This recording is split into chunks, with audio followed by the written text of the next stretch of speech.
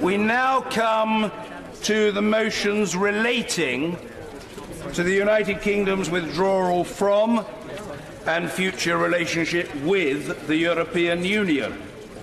I inform the House that I have selected the following motions for decision by recorded vote. Motion C, in the name of Mr. Kenneth Clarke.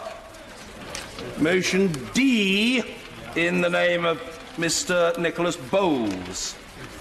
Motion E, in the name of Mr. Peter Kyle. And motion G, in the name of Joanna Cherry. Shortly, I shall call a moment, any moment now. Yes, very well, I'll happily take a point of order. Yes, point of order, Mr. Greg Hands. Thank you, Mr. Speaker. Perhaps you could clarify why it is that we've just selected a motion for debate, in this case number C, letter C, in the name of my right honourable friend, the member for Rushcliffe, when exactly the same motion, with exactly the same words, was debated and rejected by this House only 3 sitting days ago. Perhaps you could explain, for the benefit of those watching, why it is that this can be brought back 3 days later, but the 585-page withdrawal agreement cannot. The short answer to the Right Honourable Gentleman is that the House has agreed to the process which has unfolded, and therefore it is entirely procedurally proper for the judgment that I have made to be made. That is the judgment that I have made. And the Right Honourable Gentleman will have noted the view that was expressed in the debates last week. And let me say, in terms that are very clear, the Right Honourable Gentleman might not approve of them, but they're clear, that the purpose of this discrete exercise, as understood, I think, by colleagues across the House, is to try to identify whether there is a potential consensus among members for an approach to departure from and future relationship with the European Union. It is in that spirit, and in the knowledge that it is wholly impossible, colleagues, to satisfy everybody, that I have sought conscientiously to discharge my obligations to the House by making a judicious selection. That is what I've done. That I readily defend to the House. That I will continue to proclaim to be the right and prudent course in circumstances which were not of my choosing, but with which, as Chair, I am confronted. Yes, indeed. Point of order, Mr. John Barron. Thank you, Mr. Speaker. And you know I to be one not to play games in this place. And with respect, could I just ask you to reconsider when it comes to motions A and B? And the reason I ask and request, we live in unusual times, so I don't apologise for making this request.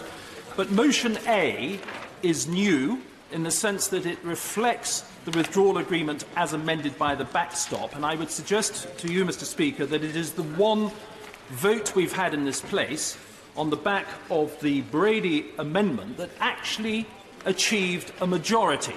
So it's a new motion that has previously achieved a majority, and I think it worthy, with respect, and I mean that, for consideration.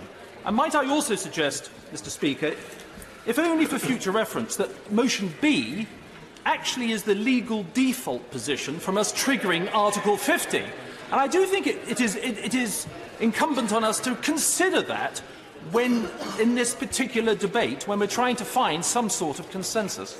Well, I'm extremely grateful to the honourable gentleman for his point of order and for the very reasonable tones in which, as usual, he expresses it. He and I have known each other a long time, and I have the highest regard for the integrity of the honourable gentleman. I'm very happy, though I'm not obliged to provide an answer to each of his 2 points. I say I'm not obliged, not in my interests, but because the House has long understood and asserted the obligation of the Chair to make these judgments, and expected that the Chair would not provide an explanation, but that the House having vested in the chair the responsibility, would accept the judgment. However, I am very happy in this case to respond to his 2 points.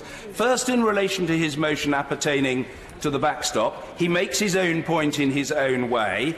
I have to make a judgment about what I think is reasonable in terms of going forward.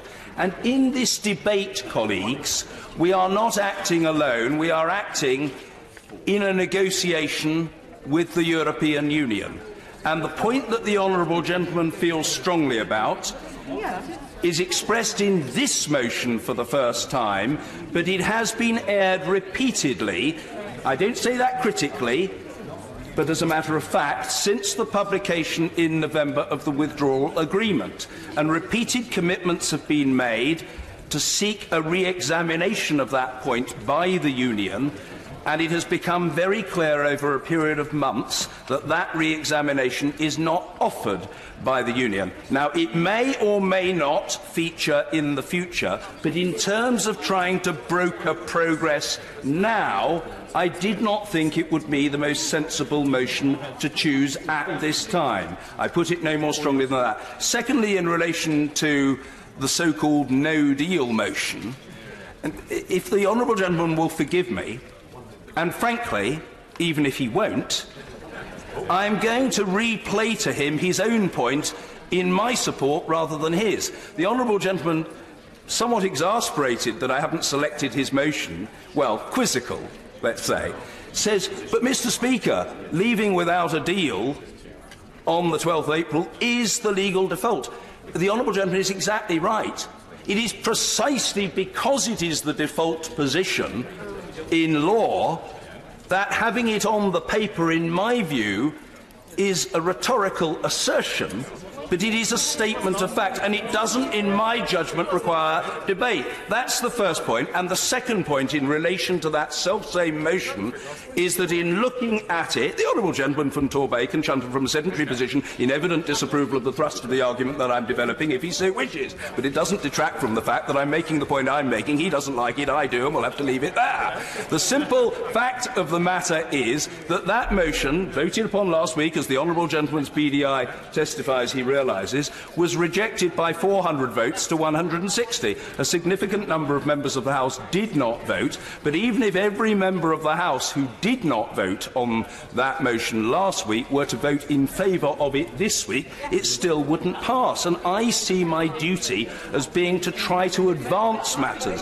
Whatever people think about this issue, whatever side of the argument they sit, they feel, can we not make some progress? And it is in pursuit of progress that I have made the disinterested, I use that old-fashioned but valid term, the disinterested judgment that I have made to try to serve the House. I totally understand that it won't please everybody, but it happens to be my view, and it's an honest one, and it's my best judgment.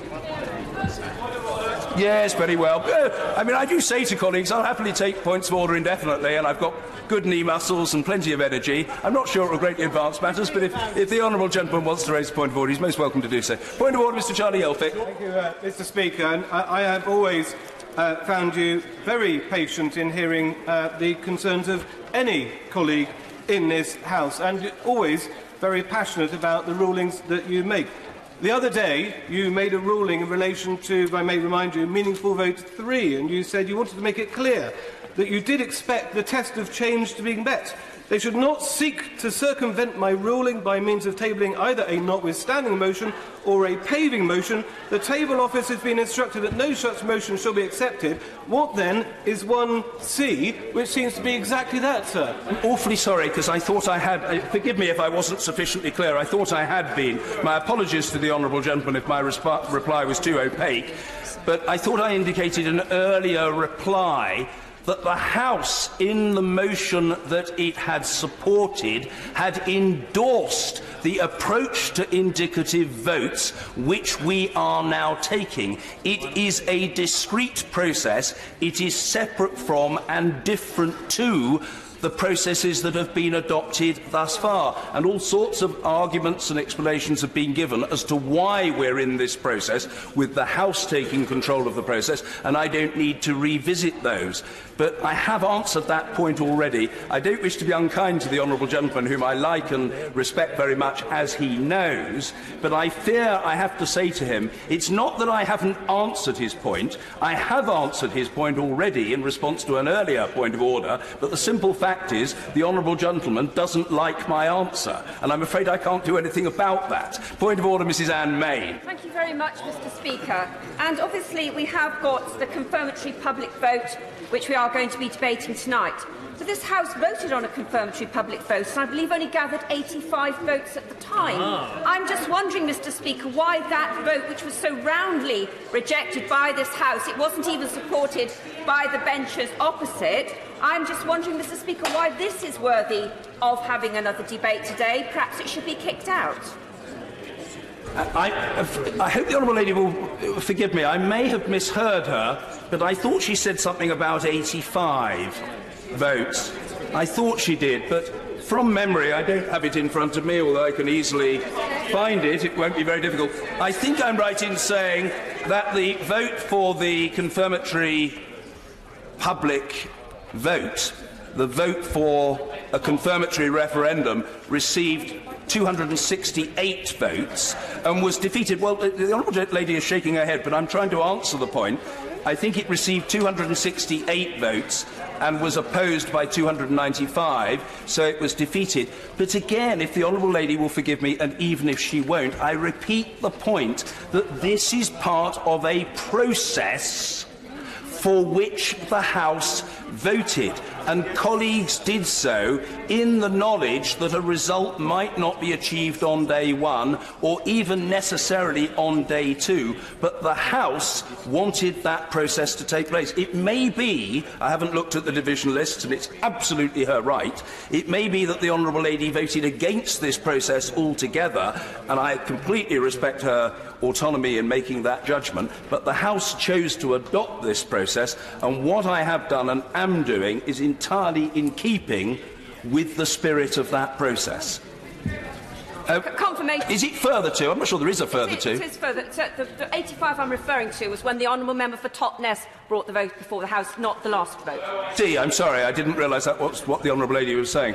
OK, but my point about the discrete process that we're undertaking and the level of support for that particular motion stands. And what I have tried to do, and I say this not least so that our proceedings are intelligible to those who are not members of the House but are watching, is to identify those propositions that appear to command substantial support and preferably of a cross-party nature. That is what I have done, and it does seem to me, if I may say so, that although it can't please everybody, it is quite a reasonable approach, as opposed to, for example, identifying a series of propositions which have minimal support and thinking that it will be a frightfully good sport instead to submit them to a verdict of the House again. That wouldn't seem to me a particularly constructive way in which to proceed. So I'm for a constructive approach, and I hope most of the House will agree with me that that is how we should operate.